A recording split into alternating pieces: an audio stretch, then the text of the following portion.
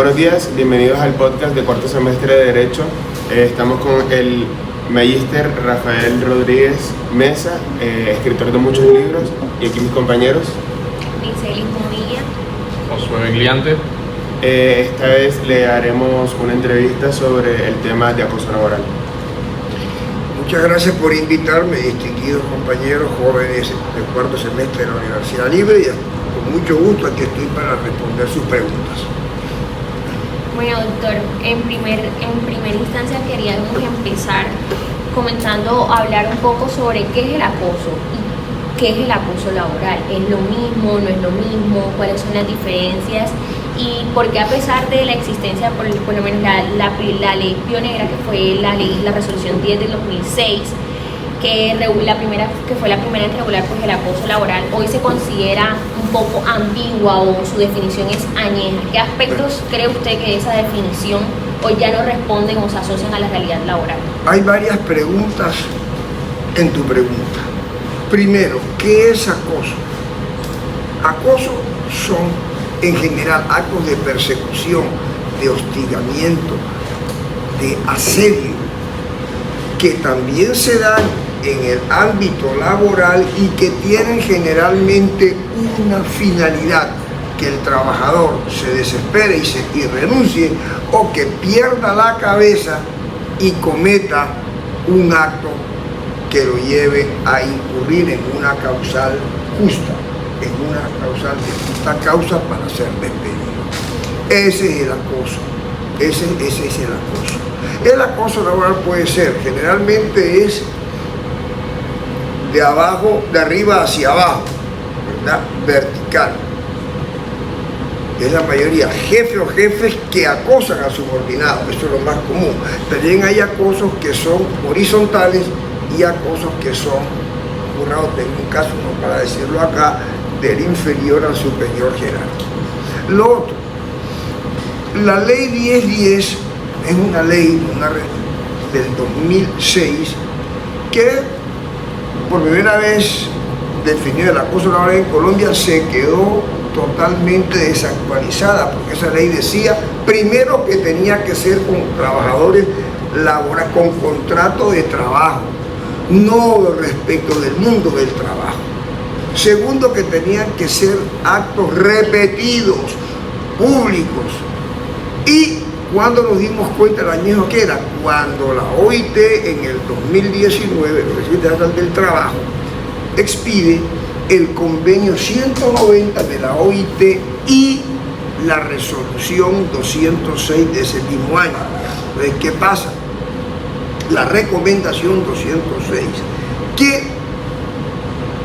en Colombia, antes de la ratificación del convenio mediante la ley 2528 de este año, se expidió una ley interesante el año pasado, la 2365 de 2024, que reguló dos cosas que son de su interés.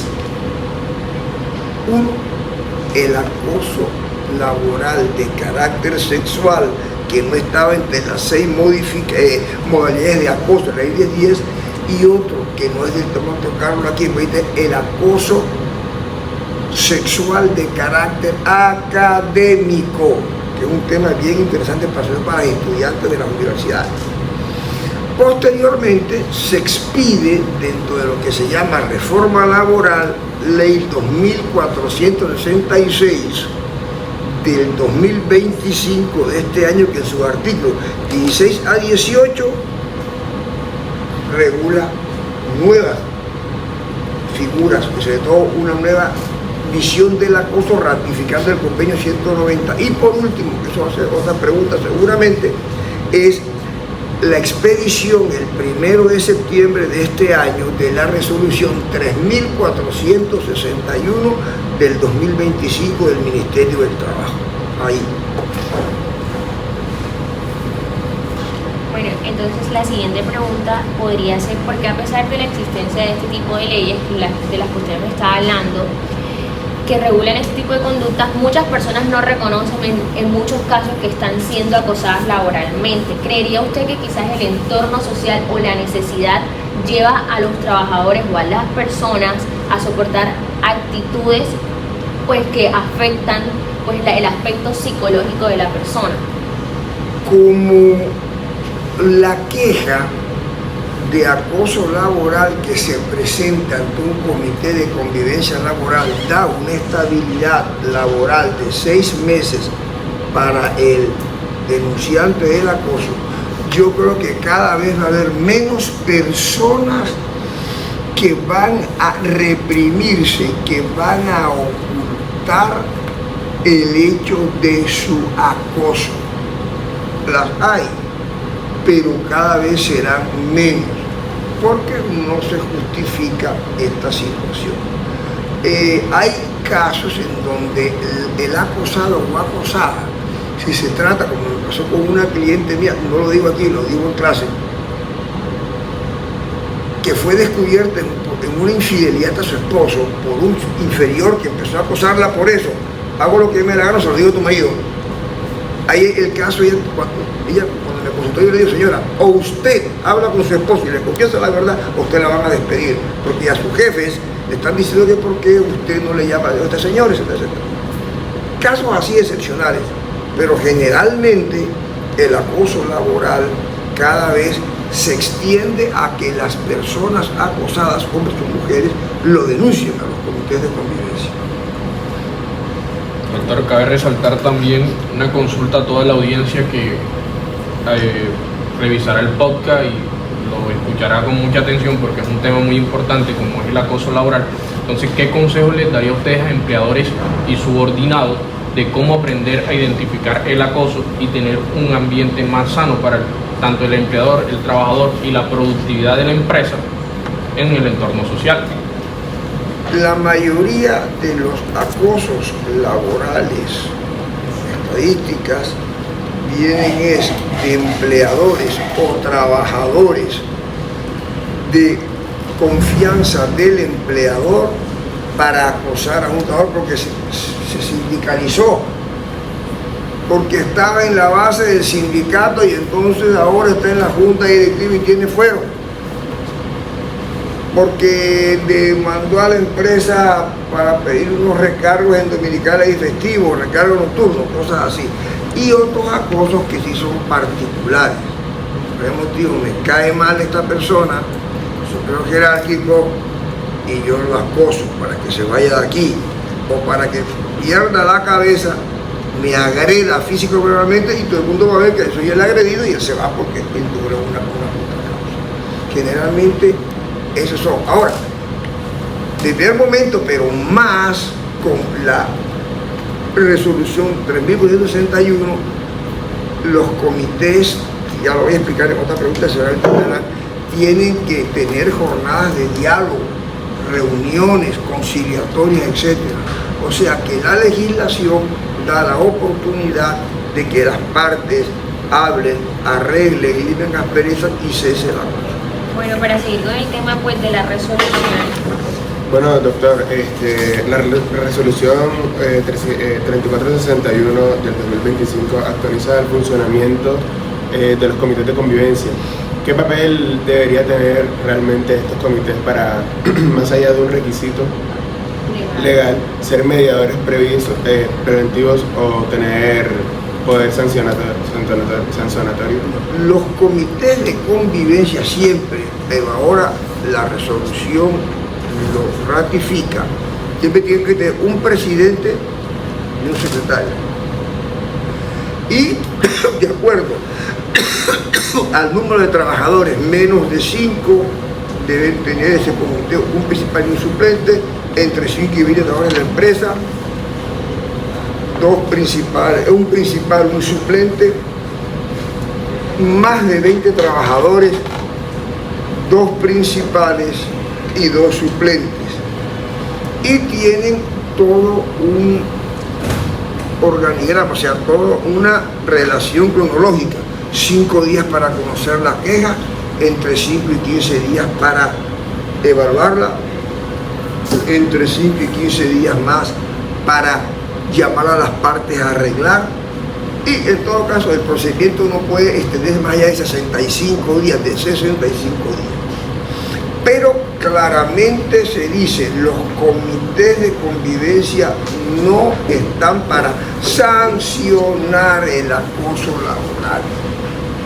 Entonces puede venir una pregunta que yo respondo. ¿Qué pasa si estamos aquí en un comité de convivencia y cualquiera, es solo un ejemplo, es el acosador, no es la acosada, jamás será, es un ejemplo?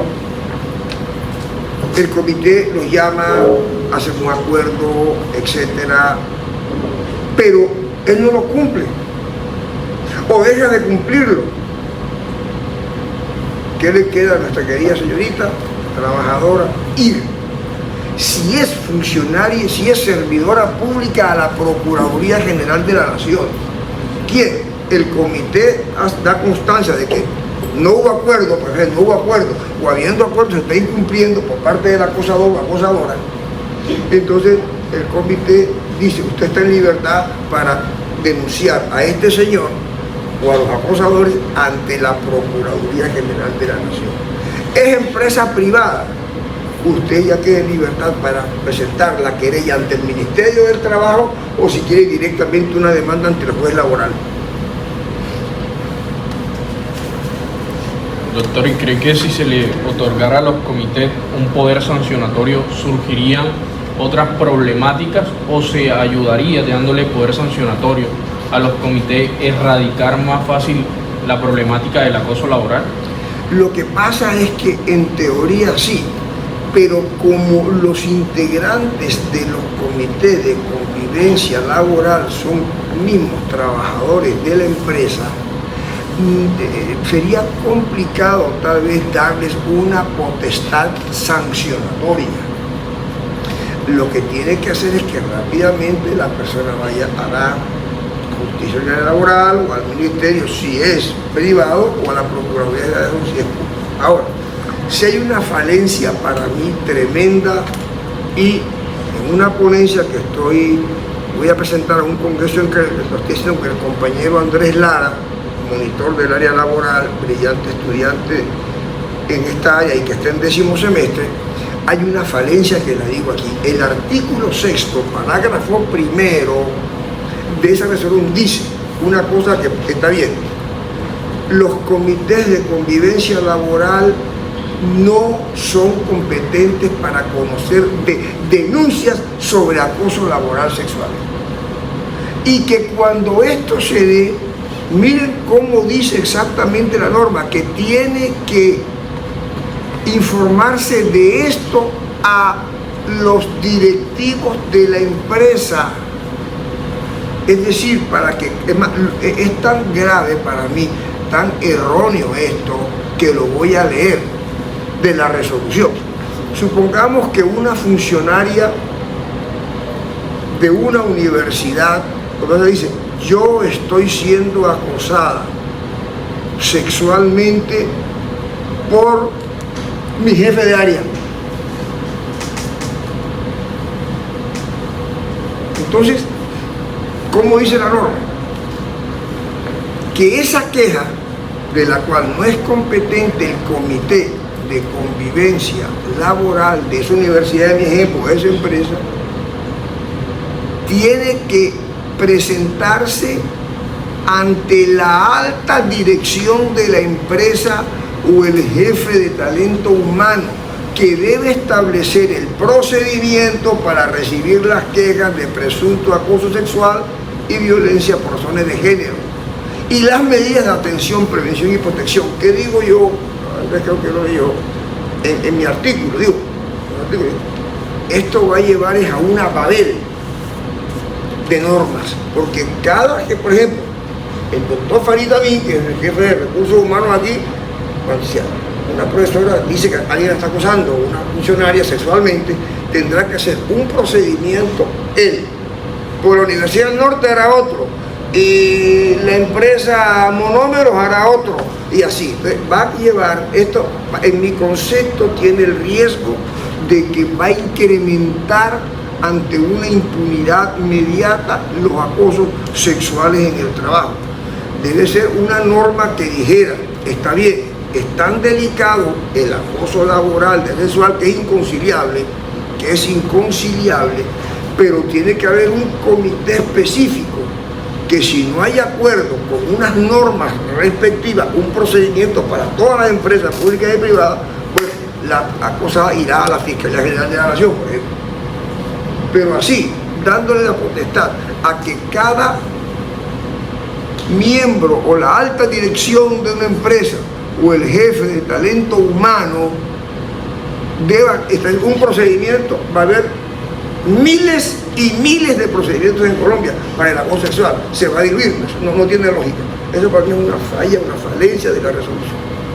Bueno, ahora quisiéramos hablar más que todo de cómo se percibe y se ejerce el acoso laboral. ¿Qué papel juegan los estereotipos sociales como por ejemplo el sexo, el género, la ideología política, la clase social, en la forma en la que se ejerce el acoso y en la forma también en la que se percibe?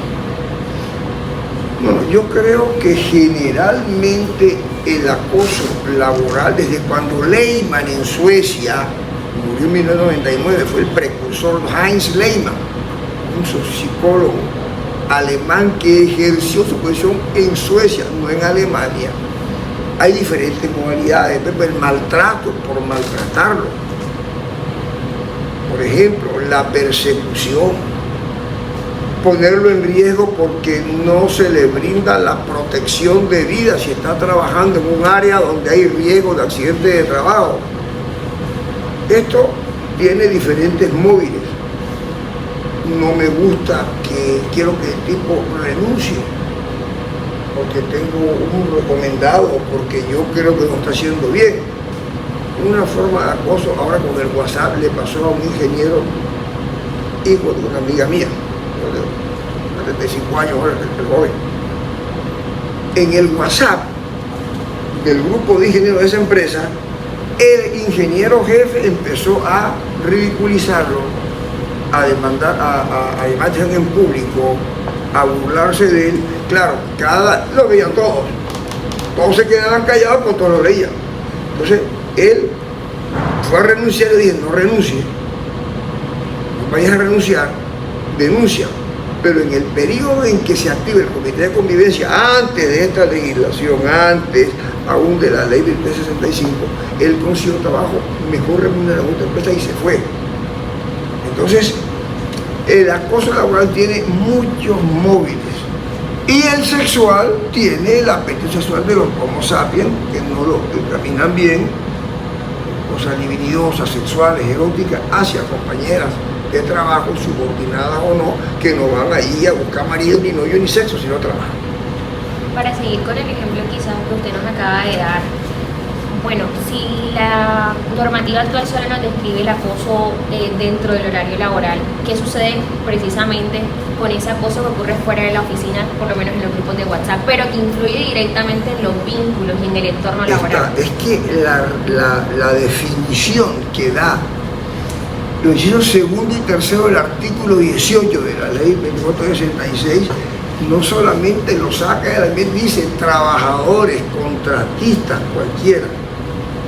Un contratista independiente puede quedar prendado de una trabajadora fija de la empresa y él no tiene contrato, él es un independiente y empieza a acosarla de alguna forma para que tenga acceso con él. Por ejemplo, entonces esa situación se ve en esos términos. Pues digo, el acoso es algo muy amplio que lamentablemente está permeando desde siempre todo el tejido laboral. Pero es mejor que existan estas normas, que son una ayuda, que son una herramienta para que los acosos se denuncien.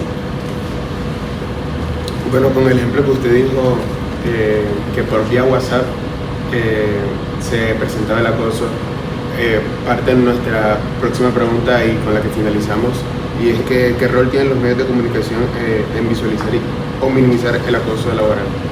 Bueno, en primer lugar quiero decir algo. Hay una ley en Colombia que es la ley 2191 del 2022, que es la ley sobre la desconexión laboral como derecho fundamental.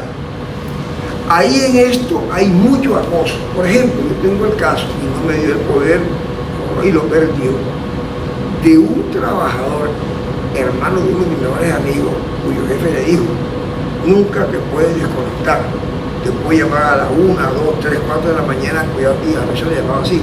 El hermano me decía, cuando se acercaba el lunes, o el martes, si era lunes feriado, ese empezó, le produjo una isquemia cerebral, quedó con acento alemán y quedó con una pierna cojeada. Fue muy grave. Entonces, todo esto haciendo una imbricación, una concordancia entre el acoso laboral y la ley de desconexión laboral, está claro que un ingeniero jefe, en el ejemplo que les puse, puede poner un WhatsApp a las 10 de la noche de un día en donde no hay jornada de trabajo, están descansando, para ridiculizar, para acosar a uno de los que son integrantes de ese punto de WhatsApp. Y eso es acoso laboral, no obstante que no estén trabajando, ni estén en el sitio de trabajo. ¿Y no cree que tal vez A los medios de comunicación, yo la verdad no he visto ni a favor ni en contra. Creo que lo que hacen los medios de comunicación es difundir más estas normas. Ok, bueno, muchas gracias A ustedes. por sus aportes y pues damos por finalizada la entrevista del día de hoy. Bueno, me alegra. Muchas gracias.